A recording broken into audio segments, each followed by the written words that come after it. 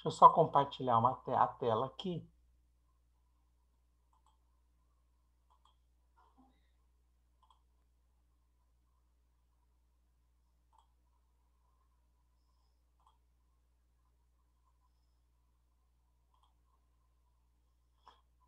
Nós vamos falar hoje, vamos começar a falar hoje sobre a história indígena do Brasil. Mas para a gente começar a falar isso, eu escolhi 3 lideranças indígenas da atualidade. A começar por essa que eu pus a imagem aí, que é o líder Kayapó Raoni. Raoni, ele foi indicado ao Prêmio Nobel da Paz, o prêmio mais importante que existe no mundo. Tá? Infelizmente, não foi, né? Ele não levou o prêmio, né? Mas a indicação já é uma grande honra, né? Por quê? Porque ser indicado ao Prêmio Nobel da Paz não é para qualquer um, né? Esse prêmio é para pouquíssimas grupos e pessoas, né? É um prêmio internacional, é como se fosse um Oscar, né? Só que ao invés de ser um prêmio para o cinema, pelo trabalho do cinema, da indústria, ele é um prêmio que é dado por pessoas que fizeram um trabalho que realmente contribuíram para a paz mundial. Tá? E esse é o caso do nosso índio, né, Kayapó Raoni Mektikuri. Tá? Nós vamos conhecer um pouco a história do Raoni e de mais outras 2 lideranças indígenas da atualidade. Eu pretendo utilizar essa discussão para a gente começar a fazer uma leitura da questão indígena nas nossas histórias, nas nossas aulas de história, né, a partir de agora. Bom, para começar, quem são essas 3 lideranças indígenas de que eu estou falando? A primeira liderança, vocês estão vendo aí do lado esquerdo da imagem, é a líder maia lá da Guatemala, Rigoberta Menchú. Rigoberta Menchú, ela foi uma indígena que recebeu o Nobel da Paz em 92. Então, os índios já receberam uma vez um prêmio Nobel da Paz. Então, essa aí, uma figura importante, nós vamos conhecer um pouco a história dela e vamos saber a importância dela para essa discussão aí que é a questão indígena. A outra figura é esse que vocês estão vendo a imagem aí, né, com uma espécie de tinta, uma tinta preta. É uma imagem clássica, que depois vou contar para vocês a história dela. É um escritor brasileiro que se destacou muito na luta pelos direitos indígenas durante a Constituinte que produziu a Constituição Cidadã que nós temos hoje, que é de 1988. Esse líder é o escritor brasileiro Ailton Krenak, um dos intérpretes do Brasil.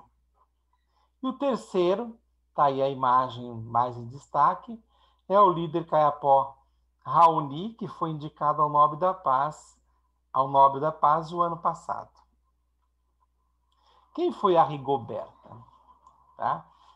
Bom, primeiro vamos pensar um pouco nisso. Em 1992, os europeus estavam celebrando 500 anos do que eles chamavam de os descobrimentos. Dizem os europeus que eles descobriram a América e descobriram o Brasil, né? E eles comemoravam, em 1992, 500 anos desses descobrimentos. Porque se os europeus chegaram na América em 1492, você põe 500, 1992.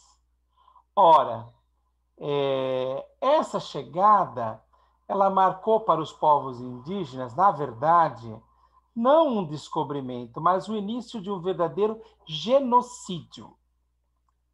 Você sabe o que é genocídio?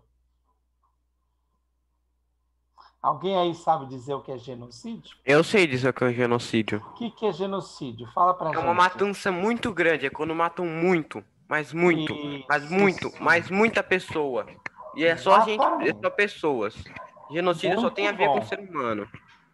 Muito bom. Isso mesmo, Aureliano. Então aí, ó, geno é povo.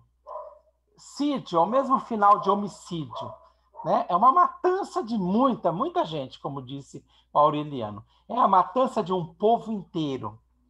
Então, quando os europeus chegaram ao Brasil, eles começaram um verdadeiro genocídio, a matança de um povo. E essa é uma matança que ela perdura durante séculos,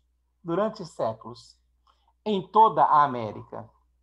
A líder indígena da Guatemala, guatemalteca, Rigoberta Menchú, ela foi a vencedora do Prêmio Nobel da Paz porque ela sempre lutou a favor do seu povo, dos povos indígenas do planeta, para combater esse genocídio.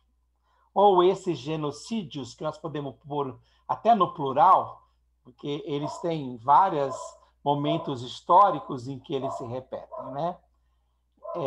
Então, quando a gente fala desse genocídio, é importante a gente lembrar disso.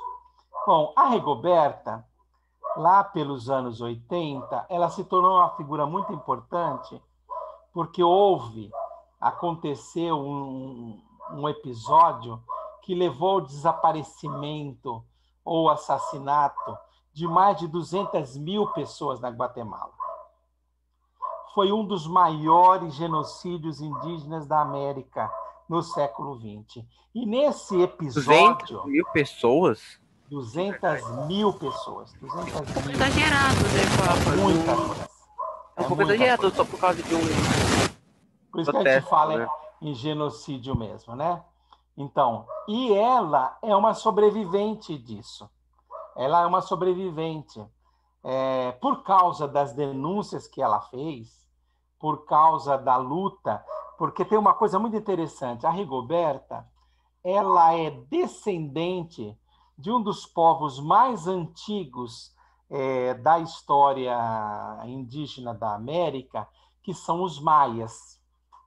Quando os europeus chegaram às Américas, alguns dos povos que eles encontraram foram os maias, os astecas e os incas. Eram civilizações. Os maias, na verdade, eles encontraram muito pouco, porque os maias já tinham entrado em processo de extinção. Então, para falar a verdade, os europeus não encontraram os maias mesmo. Eles encontraram alguns dos descendentes.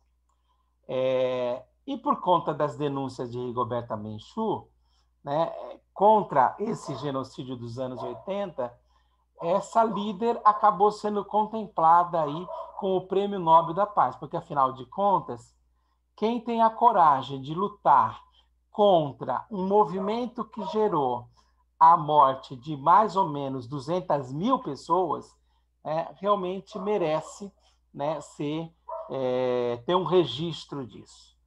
Eu vou colocar para vocês um trechinho de um pequeno vídeo da National Geographic, em que fala um pouco da Rigoberta.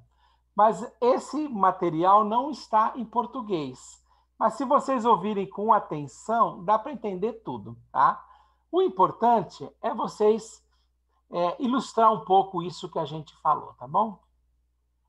Después, 3 meses después de la muerte de mi padre, fue secuestrada mi madre. 3 mois après la mort de mon père, ma mère a été enlevée. Ella vivió lo más cruel de la tortura. On lui a infligé les pires tortures. Después, otro de mis hermanos había sido fusilado. Et puis un autre de mes frères a été abattu. Votre père, votre mère, 2 frères, Sí, tous tués. sí. Oui. Sí, sí. Ils ne vous ont jamais rattrapé. Las hermanas de la Sagrada Familia Les sœurs de la famille sacrée m'ont emmenée à Guatemala. colocaron con religiosos en México. Elles ont réussi à me faire sortir, m'ont cachée chez des religieux au Mexique. Pendant combien de temps? 14 años. 14 ans.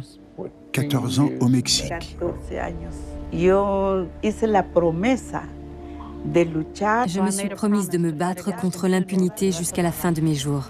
Me convertí en un vocero. Et je suis devenue un porte-parole du Guatemala. Rigoberta a voyagé dans le monde entier pour faire connaître l'histoire de son peuple et son combat pour la liberté. Elle s'est adressée à l'Assemblée générale des Nations unies. En 1992, elle a reçu le prix Nobel de la paix. Grâce à un travail sans relâche, elle a conduit la communauté internationale à faire pression sur le gouvernement guatémaltèque et contribué à l'instauration de la paix. Au Guatemala, comme dans le cadre du mouvement des droits civiques aux États-Unis, certains ont choisi de se battre pour la liberté à l'épée, tandis que d'autres ont choisi le stylo. Et ce sont, à mon avis, ceux qui ont opté pour la non-violence qui ont œuvré le plus efficacement pour le changement.